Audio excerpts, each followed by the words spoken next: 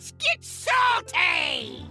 Hey everyone, Zeddy here again today with a brand new video, and we've reviewed all the United and Stormwind cards. We're ready for the expansion, and I thought it'd be a lot of fun to do two videos where we take a look at the top 10 best cards, or at least in my opinion, the top 10 best, most impactful cards from the expansion for both Standard and Wild. Today we'll take a look at Standard, tomorrow we'll take a look at Wild, and then we can look back at this video in like a month or two and see how horribly wrong I was, make fun of myself, and well, you know, let's have some fun. But maybe I'll be right on some of these, and you know, you guys can get an idea of what to expect with the power level. But don't go into this like, oh, I'm gonna auto craft all the cards that Zeddy says are gonna be great, because there's a good chance I will be horribly wrong. Because, well, do you remember Scab's Cutter better? Do you remember Glide and all that? So let's take a look at the top 10 best cards from United Stormwind in Standard. So starting off at number 10, I'm gonna go a little bit off the beaten track here, and I'm gonna go with a Battleground Battlemaster. Neutral minion, 5 mana, 5/5. Adjacent minions have Wind Fury, and this card terrifies me.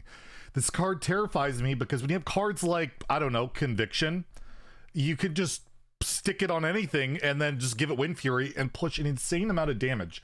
I feel like this is an insane style of finisher card for any like mid-range aggro-based deck that can buff minions reliably. And I look at Paladin and I look at it like a Blessing of Authority, something like that, where if a minion sticks and it gets Wind Fury, boom, you're dead. And this can hit 2 minions, so you have like Conviction or whatever, and it can just absolutely blow out the game.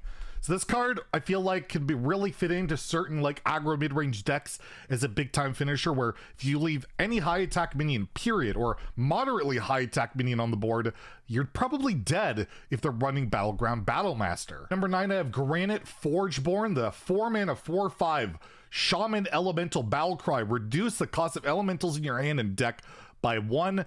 This card just seems ridiculous to me. When you have the Dungeoneer card that tutors, draws elementals, you're gonna consistently draw this, or you know, have it in your opener, play it on 4 while you're already curving out, and then for the rest of the game, all of your elementals cost 1 less, and you can run 2 of these. It's a rare, so all of a sudden your Lily Pad Lurker is a 4 mana 5/6 hex on a stick. You get 0 mana elementals with like Kindling Elemental literally just cheats out another elemental for 0 mana. There's tons of implications for this, but I don't think it fits into like every Shaman deck. I think it's very specific, where it's like that mid-range based Shaman deck. You don't want to play this in like a Doomhammer Shaman, because they care more about just curving out to turn 5 and then killing you with their weapon. This is for a minion based deck, so you're running fire elementals, you're running Alec here, you're running the higher end elementals to take advantage of it. So I don't think it'll be oppressive, but it's going to be one hell of a strong card in Shaman. And I mean, it's a Yeti with discounting both hand and deck. I don't know if we've ever seen a card that discounts hand and deck before, so watch out. This card looks ridiculous to me. At number 8, I'm gonna go with Find the Imposter. Yes, the quest line that gives you upgraded scabs. I am rating scabs highly again, but I think this quest line's really good. I think most of the SI cards are really good, in particular the one that becomes a cheaper, better statted Vile Spine very quickly. I think the Spy Gizmo cards are very good, what you add to your hand throughout completing the quest line, as well as just getting upgraded scabs himself and getting all these Spy Gizmo cards. They're all overstated for their effect. They're like 1 mana, really cheap. You get a 1 mana War Axe with a Death Rattle. You get just a ridiculous amount of stuff, and you can manipulate. It's just a great tempo quest line that gives you value, can get you to another win condition if you want to do that, or just play the tempo game, and Rogue's really good at doing that. And I feel like Find the Imposter will be a meta card, and I hope it is, because it just looks really fun. It looks really fun to play, and just don't tell Nova. She'll be very upset if Scabs actually is really this good this time, for real. Probably won't happen, right? At number 7, I'm going to go with the Hunter Legendary, the Rat King. 5 mana 5/5 beast, has Rush, Death Rattle. It goes dormant and then revive after 5 friendly minions die. I just think a 5 mana 5/5 with Rush is pretty good. You have that like in Warrior with the whole, it gets discounted by other tribes, but that's a decent card. And this can come back over and over. But I don't feel this fits into every Hunter deck. I don't think it goes in a Face Hunter, because the game doesn't go that long. You're unlikely to get more than just the 5/5 Rush. You don't really care about that.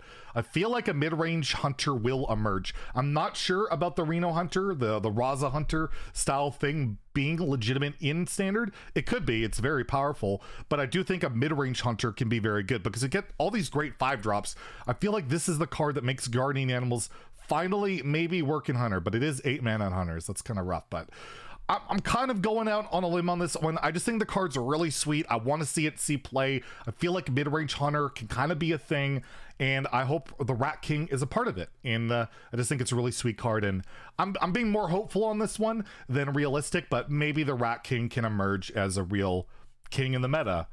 Ugh, I really shouldn't be doing that. At number 6, I have the Druid quest line, Lost in the Park, where you effectively get Guff, the giant Guff minion, where you get +8 attack, +8 armor, a big taunt minion, and all along the way you gain armor and you have to gain attack to get there. And this quest looks pretty unremarkable. It looks rather dull, but I think it's just really effective. Druid right now struggles in the early to mid game when they're trying to get to their win conditions, whether it's a guardian animal style deck, whether it's Anaconda Druid, anything like that. And Guff kind of gives them that ability to get there. You don't really need to run any minions. You can run the new 4/4 rush that does give attack buff, but really you just need to throw in like an amulet, a feral rage, a pounce, and you basically get there. And it cycles a card, it gives you armor, it lets you remove things, and then by the time you kind of curve into it, turn 5 or whatever, and then it transitions into your actual win condition, like I said, well, it could be clowns or whatever.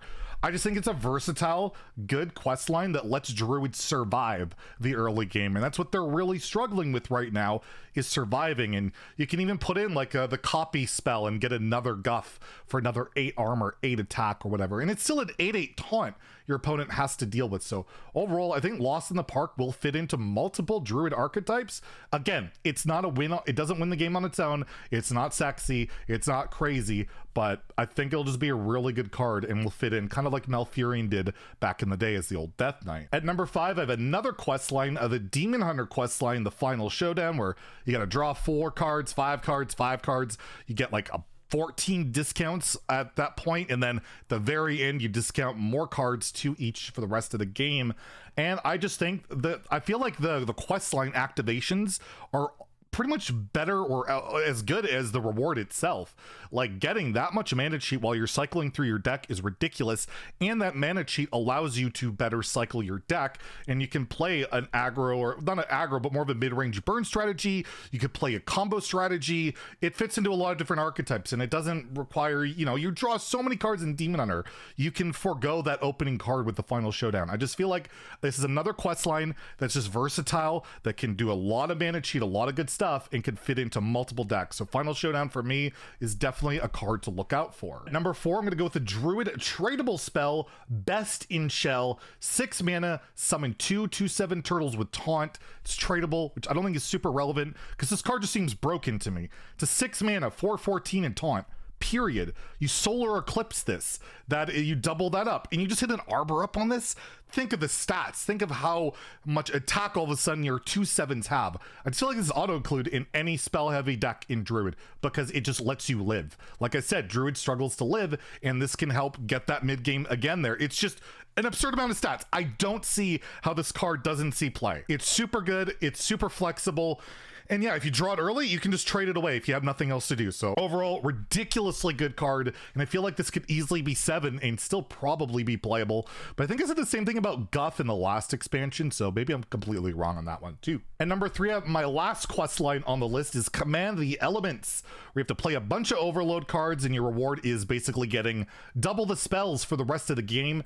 And I just feel like that effect is so powerful. That effect is so good, and with a lot of the support cards put in to help draw, I feel like Shaman won't have that big a difficulty of getting there, and most of their spells or overload cards will help them survive. They have a 6/4 rush that didn't make this list, which is incredibly good. That counts for this as well as, keeping you alive. I just think it's incredibly good. And then when you're doubling up on cards like Dunk Tank or Storm Strike or a Guidance for more value, it just gets out of control very quickly. And Shaman just has so many good tools now because we complained about it, and now they get everything. And oh my god, it's Shaman Stone, but yeah, Command the Elements I think will be a really strong card. The only thing that holds it back is maybe it is a little too complicated or difficult to complete this quest line, but other than that, it's a juggernaut to look out for. Speaking of one of those tools, at number 2 I have Bolner Hammerbeak, the Shaman legendary, 2 mana 1/4. After you play a battle cry, meaning repeat the first battle cry played this turn. I just look at this with Dungeoneer and it's ridiculous. You play this Dungeoneer, it's a sprint. You play another cheap battle cry, you draw 2 more cards. It's 6. It just gets out of control. There's implications with like this plus Lightning Bloom into Yasharaj into infinite Circus Medics. There's so many different things you can do with this card. You don't need to get extreme value for it to be good, but you can get extreme value out of this card. It's cheap, it's got 4 health, so you could even possibly tempo it like an Octobot and it lives and you just go off the next turn. It's just a crazy good card, and it's going to enable multiple archetypes, not just like one thing or the other. It can fit into so many different decks.